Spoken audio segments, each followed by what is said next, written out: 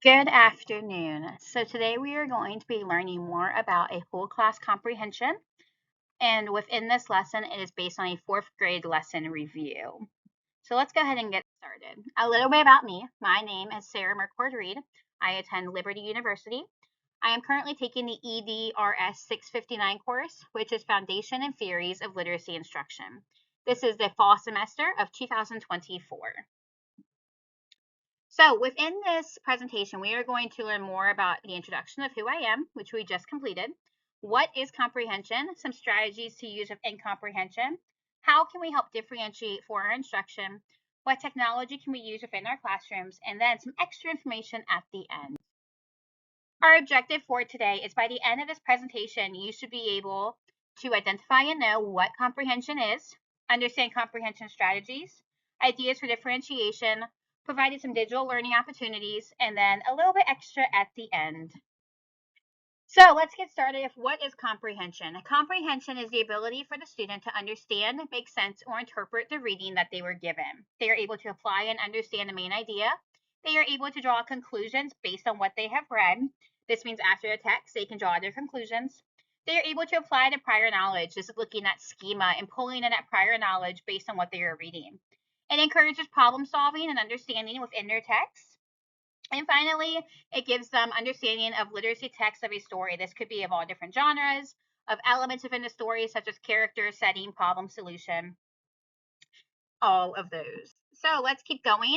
An example of a comprehension lesson would be a choral reading activity. Within this lesson, it allows the teacher to structure their class time appropriately. This means they can choose the time, the length, all of that, and how they want to complete the lesson. It also allows for all kids to listen. This can be a difficult task in fourth grade sometimes. So we're doing a choral reading whole group. It allows all children to participate within that lesson. It opens up for vocabulary discussion. This means that you can pause during the choral reading, or the teacher can even provide a vocabulary list before the reading occurs. This allows time for our students to understand what those words may mean. It provides models for all of the students in our classroom. This is providing a model by the teacher chorally reading with her students, also by the higher readers in the classroom, helping those lower readers who may be struggling. It provides them as models to listen to. It also promotes collaboration within our classrooms. This being said, because of collaboration within our classrooms, our students are working together to read, which can be very important. It can improve our children's fluency rates. It can build confidence for all readers, so they will be hearing multiple voices. They will also be practicing themselves. This can definitely help their confidence, which can in turn help their fluency. It also enhances their comprehension. When they are hearing a text read aloud, but as well as reading a text out loud, it has been proven that their comprehension can be enhanced significantly.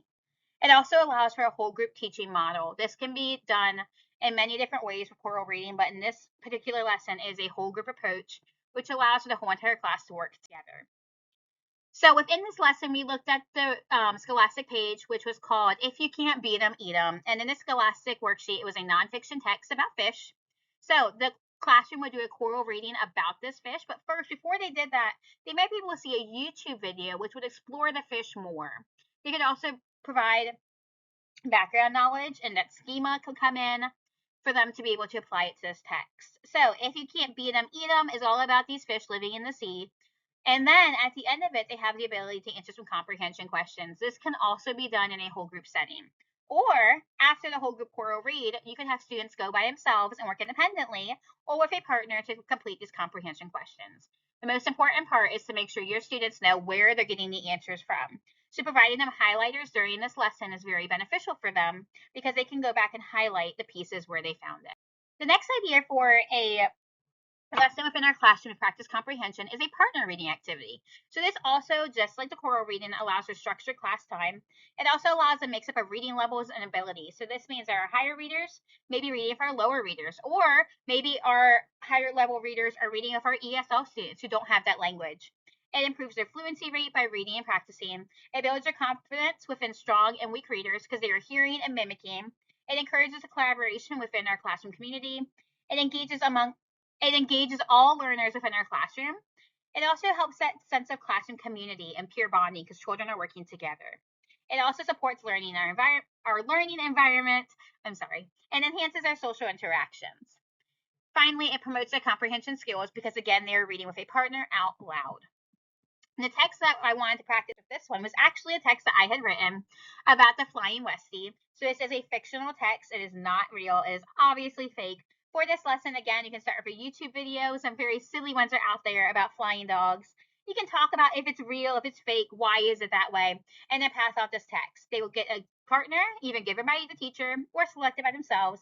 They will read the text and, again, answer the comprehension questions. The comprehension questions in this time are a little simpler because they're from this short story, but they can then go back and highlight, come back whole group, and apply that knowledge. Now, within both of these lessons, you have the ability to use technology in multiple different ways. We will touch on that in a little bit. But the differentiation allowed in comprehension is huge because differentiation is needed for all of our students in many different platforms. So we can allow partner reading. We can provide flexible grouping, which means our students can be in one group but then move the next day based on their ability or based on their scorings. We can provide vocabulary ahead of time, which can help our students struggling to learn and understand those words. We can also provide a shortened text. So take that Scholastic text, for example, and provide a shorter model of it. We can also provide our text in multiple languages. Maybe you have an ESL student who speaks Spanish. You can simply translate that text into Spanish and give it to them.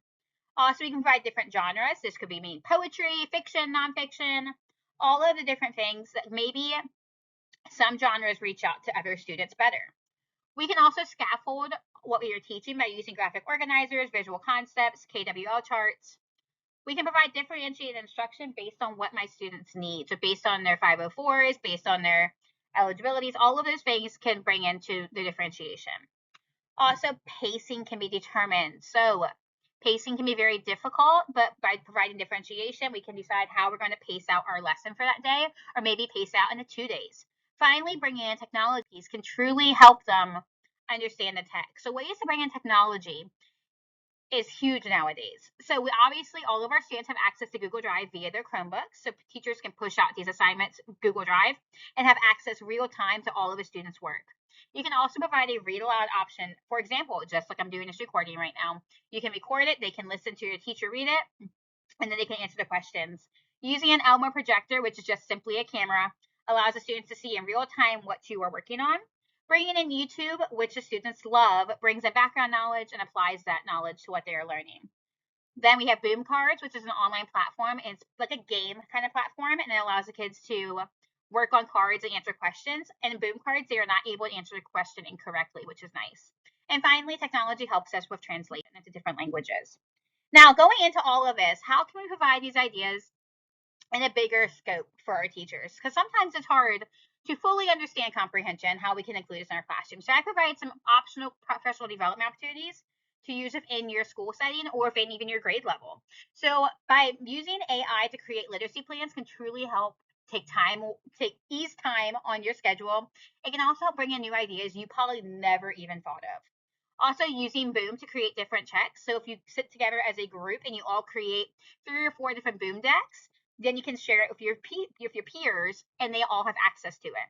Creating a Google Drive for comprehension questions is a great idea. The CIP does a great job doing this already, but teachers also have the ability to create their own. Having a book study to understand more comprehension skills. Graphic organizers having these pre-made in a file or in a drive would be great for teachers to easily access and pull for their assessments and comprehension. Grouping options. Maybe teachers group kids differently. For example, in my classroom, I use Lucky Ducks and pull their numbers, and that's how I group a lot of my students. But obviously, everyone does something different. Finally, assessment options and strategies. Having those pre-made assessments on the computer can truly help. Teachers can easily print or go. And then peer observation opportunities. We learn so much from our peers. We learn so much from teachers within our building. So why not utilize that? This has been a great conversation about comprehensive instruction within our classroom. If you have any questions at all about this presentation, please let me know. Here's my contact information below. And I really appreciate you listening. Have a wonderful day.